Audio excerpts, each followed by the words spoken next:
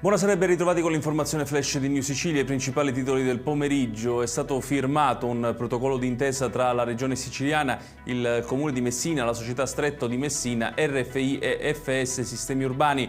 L'accordo mira alla riqualificazione delle aree ferroviarie dismesse della città, favorendo il recupero di spazi inutilizzati e il loro reinserimento nel tessuto urbano.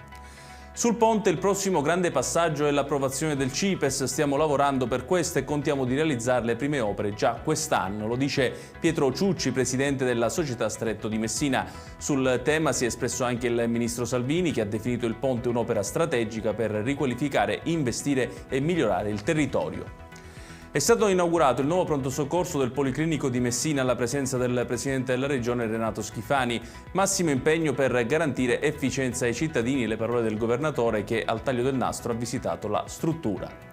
Il prefetto di Catania, Maria Carmela Librizzi, ha disposto l'accesso ispettivo al comune di Paternò per verificare l'eventuale sussistenza di collegamenti diretti o indiretti con la criminalità organizzata di tipo mafioso. Il provvedimento segue l'operazione Atena, che nell'aprile scorso ha fatto emergere possibili collegamenti tra politica e esponenti mafiosi locali.